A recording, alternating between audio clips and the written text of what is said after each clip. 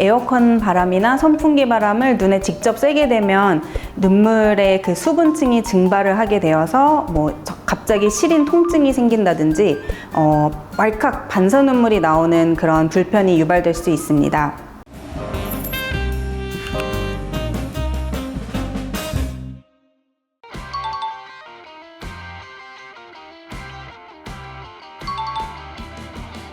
다양한 원인에 의해서 결막에 염증이 생기는 것을 결막염이라고 하는데, 여름철에는 유독 바이러스에 의한 전염성 결막염이 호발하는 시기입니다.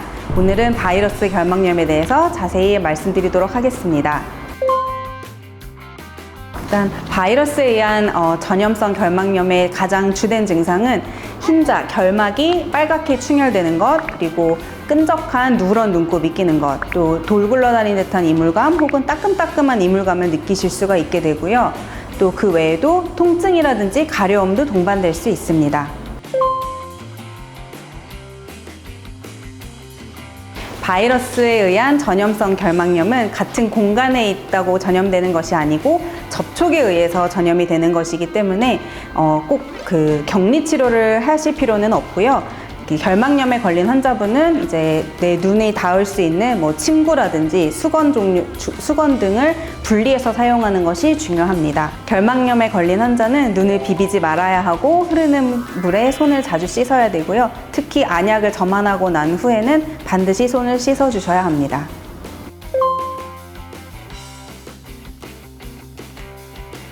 앞서 말씀드린 눈곱 충혈과 같은 증상이 생기면 바로 병원에 내원하셔서 항생제, 소염제와 같은 안약을 처방받게 되고요. 결막염이 있을 때에는 안구건조증이 동반이 되기 때문에 인공 눈물도 자주 점안해 주시는 것이 좋습니다.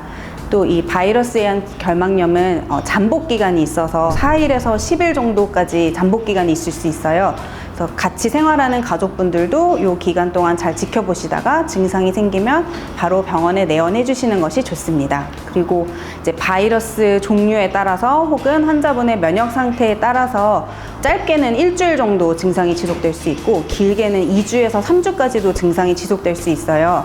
특히 아데노바이러스에 의한 유행성 각 결막염 같은 경우에는 결막염뿐만이 아니라 검은 동자인 각막에도 염증을 유발하게 되는데, 이때 각막에 상처가 심하게 나고 눈을 못 뜰 정도의 심한 통증이 있게 되면 병원에 내원하셔서 그 상처를 만드는 거짓막을 벗겨내는 치료, 또는 치료용 보호 렌즈를 조금 대주는 치료가 필요하기 때문에 꼭 병원에 내원해 주셔야 합니다.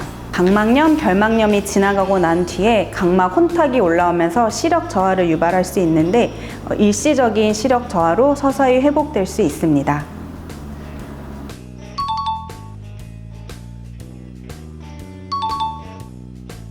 네, 광각막염은 강한 자외선에 노출이 되었을 때 각막에 화상을 입는 질환을 이야기합니다. 햇빛을 장시간 선글라스 없이 보게 되거나 용접할 때 보호장비 착용하지 않고 작업을 하게 되면 그 자외선에 의해서 각막에 충혈이 올라오고, 또 심한 통증을 동반한 눈물 흘림이 있을 수 있고, 또 이로 인한 시력 저하도 올 수 있습니다.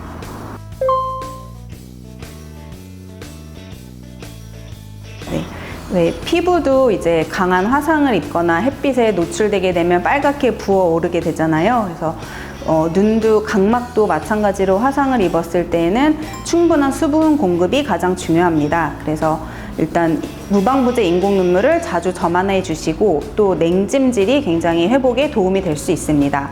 또 병원에 방문했을 때 이제 각막에 상처가 심하게 났거나 혹은 붓기가 심할 때에는 항생제 안약, 붓기를 완화시키는 안약, 안연고 등을 추가로 처방할 수 있습니다. 우선 햇빛이 강한 여름철에 야외 활동을 하실 때는 선글라스 착용을 함으로써 예방을 할 수 있습니다.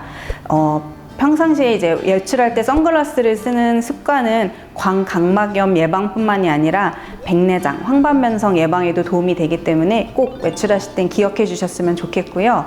용접하시는 분들도 보호 장비를 꼭 착용하고 작업을 하시는 것을 추천드립니다. 그리고 아이들 같은 경우 가끔 장난으로 이제 누가 더 햇빛을 오래 쳐다볼 수 있나 하는 장난을 치는 경우가 있는데, 이 경우에 이제 이런 광각막염뿐만이 아니라 눈의 필름 역할을 하는 망막에도 이제 또 염증을 일으켜서 시력 저하가 올 수 있으니 이런 장난은 치지 않도록 주의해 주시기 바랍니다.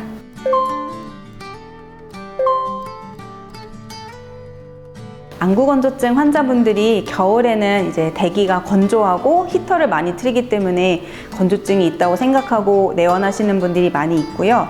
여름에는 습도가 올라가는데 건조증이 왜 있냐고 생각하실 수 있습니다. 하지만 여름에도 에어컨이나 선풍기로 인한 안구건조증이 있을 수 있습니다. 에어컨 바람이나 선풍기 바람을 눈에 직접 쐬게 되면 눈물의 그 수분층이 증발을 하게 되어서 갑자기 시린 통증이 생긴다든지 왈칵 반사눈물이 나오는 그런 불편이 유발될 수 있습니다. 그래서 가급적이면 눈 주변에 바람이 직접 오지 않도록 선풍기나 에어컨의 바람의 방향을 돌려주시는 것이 좋겠고, 또 충분한 수분 보충을 위해서 인공 눈물을 자주 점안하거나 물을 많이 섭취하는 것도 도움이 될 수 있습니다. 또 이제 잘 때 선풍기를 틀고 주무시는 분들이 많을 텐데요.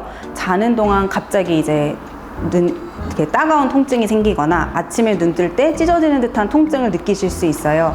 이것 또한 이제 수분이 날아가면서 생기는 안구건조증의 증상입니다. 그래서 이런 불편을 느끼시는 분들은 자기 전에 눈물 성분의 안연고를 충분히 점안하고 자는 습관이 도움이 될 수 있습니다. 또 정말 심한 안구건조증으로 인해서 각막에 상처가 많이 나시는 분들은 병원에 내원하셨을 때 눈물 내려가는 그 눈물길에 누전 폐쇄술을 통해서 상처 회복에도 도움이 되고 안구건조증을 호전시킬 수 있는 치료 방법이 있습니다. 지금까지 여름철에 호발하는 안과질환, 이제 전염성 바이러스성 결막염, 광각막염, 안구건조증에 대해서 알아보았는데요. 증상이 있을 때 참고 지내시면 병을 더 키우실 수 있습니다. 그래서 증상이 생기면 빨리 병원에 오셔서 적절한 치료받아서 빨리 회복하셨으면 좋겠고, 이 무더운 여름, 긴 여름 모두 다 건강하게 눈 지키며 생활할 수 있었으면 좋겠습니다.